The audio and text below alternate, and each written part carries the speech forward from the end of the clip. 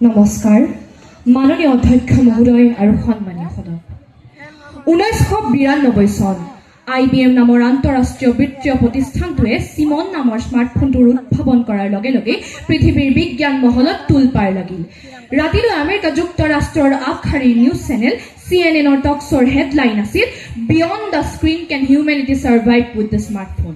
অৰ্থাৎ মানৱ জাতিটো স্মাৰ্টফোনৰ উদ্ভাৱনৰ পাছত বৰ্তি থাকিবনে আৰু আজি একবিংশ শতিকাৰ 5টা বছৰ গড়কাৰ সন্ধিক্ষণত স্মাৰ্টফোনে মানৱ জাতি ধ্বংস কৰিলে নে নাই কৰা তাক নতুনকৈ কোৱাৰ কোনো প্ৰয়োজনীয়তা নাই গতিকে মাননীয় অধ্যক্ষ মহোদয় বিশ্বৰ বৃহত্তম গণতান্ত্ৰিক দেশৰ এগৰাকী যুক্তিবাদী নাগৰিক হিচাপে আজিৰ সদনত পুনৰ এবাৰ বিজ্ঞান আৰু প্ৰযুক্তিবিদ্যাৰ ওপৰত প্ৰশ্ন উত্থাপন কৰি সন্মানীয় চৰকাৰী পক্ষৰ দলপতিজনে উত্থাপন কৰা বিধেয়কখন তীব্ৰভাৱে বিৰোধিতা কৰি বিৰোধীৰ পক্ষত আসন গ্ৰহণ কৰিবলৈ বাধ্য হৈছো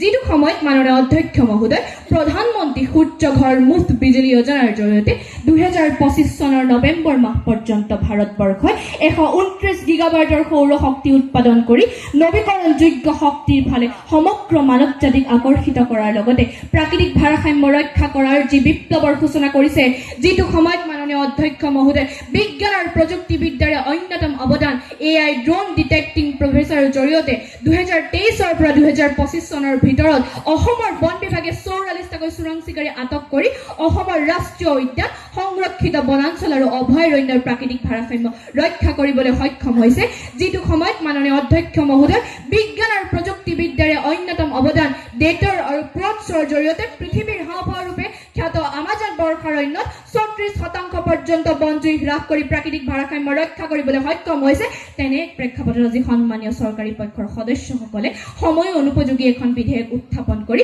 ভাৰতীয় সংবিধানৰ অনুচ্ছেদ 19 প্ৰদান কৰা বাক স্বাধীনতাৰ যি অপব্যৱহাৰ কৰিছে সেয়া তীব্ৰভাৱে বিৰোধিতা কৰিবলৈ বাধ্য হৈছো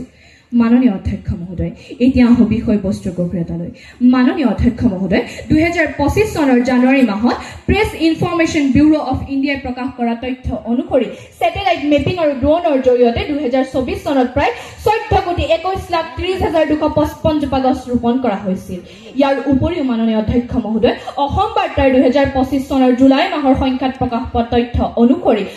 বঙাইগাঁও জিলাৰ কাকৈজানা সংৰক্ষিত বনাঞ্চলত কেৱল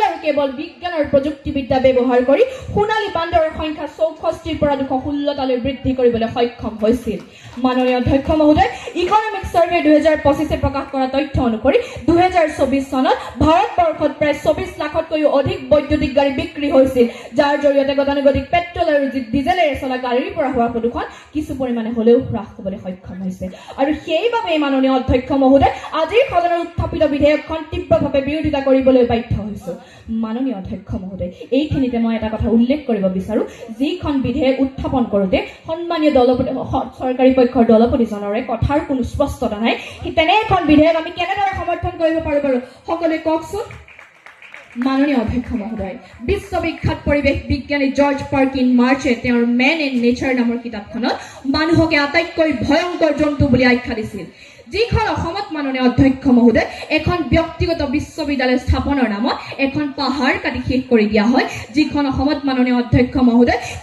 কেৱল ব্যক্তিগত মুনাফা লাভৰ নামত এখনৰ পাছত এখন অৰণ্য কাটি শেষ কৰি দিয়াৰ বাতৰিয়ে সংবাদ মাধ্যমৰ শিৰোনামা দখল কৰে সেই একেইখন অসমতে মাননীয় অধ্যক্ষ মহোদয় অৰণ্য মানৱ যাদৱ পায়েঙেও নিজ হাতেৰে এখন অৰণ্য সৃষ্টি কৰি বিশ্ববাসীক চমক দেখুৱাৰ নজিৰ আছে গতিকে মাননীয় অধ্যক্ষ মহোদয় প্ৰাকৃতিক ভাৰসাম্য বিনষ্ট হোৱাটো নিৰ্ভৰ কৰে কেৱল আমাৰ মানুহৰ মনোবৃত্তিৰ ওপৰত এহাতে গছ-গছনি কাটি বনাঞ্চল ধ্বংস কৰে আৰু আনহাতে তাৰ দুখ বিজ্ঞান আৰু প্ৰযুক্তিবিদ্যাৰ ওপৰত জাপি দিয়াটো কোনো কালে সমৰ্থন কৰিব নোৱাৰো বাবে আজিৰ সদনৰ উত্থাপিত বিধেয়কখন তীব্ৰভাৱে বিৰোধিতা কৰি আপোনাৰ জৰিয়তে সন্মানীয় চৰকাৰী পক্ষৰ সদস্যসকলক অনুৰোধ জনাও যাতে অনাগত দিনত তেওঁলোকে এনে এখন বিধেয়ক উত্থাপন কৰে যিখন বিধেয়কে বিজ্ঞান আৰু প্ৰযুক্তিবিদ্যাৰ জৰিয়তে প্ৰাকৃতিক ভাৰসাম্য নহয় সামাজিক ৰাজনৈতিক অৰ্থনৈতিক আৰু সাংস্কৃতিক দিশৰ পৰা আমাৰ সমাজখনৰ সৰ্বাংগীন বিকাশৰ কথা কয় কাৰণ শিল্পীৰ সমাজত জ্যোতিপ্ৰসাদ আগৰৱালে কৈছিল উপজা গাঁৱৰ পৰা নিজৰাৰ পাৰেদি জানজুৰি নৈদি লুইতৰ বালিয়েদি জোনাকত বালিভাত খাই মহাভাৰতৰ বাটেদি বিশ্ব সভালৈ যোৱাৰ যাত্ৰা আৰু এই যাত্ৰাত বিজ্ঞান আৰু প্ৰযুক্তিবিদ্যা আমাৰ সমাজৰ বাবে লাখুটি গতিকে মাননীয় অধ্যক্ষ মহোদয় সমগ্ৰ বিশ্বই বিজ্ঞান আৰু প্ৰযুক্তিবিদ্যাক আঁকোৱালি লৈ আগবাঢ়ি যোৱাৰ সময়ত একাংশই যদি জকাই চুকৰ জেণ্টেলমেন হৈ বিজ্ঞান আৰু প্ৰযুক্তিবিদ্যাক এলাগী কৰে তেনেহ'লে পাছৰ প্ৰজন্মই আমাক হাঁহিব শেষত সৌৰভ কুমাৰ চলিহাৰ ভাষাৰে কওঁ, এয়া একবিংশ শতিকা, ধেমালি নহয়। ধন্যবাদ মাননীয় অধ্যক্ষ মহোদয়, ধন্যবাদ সন্মানীয় সদন।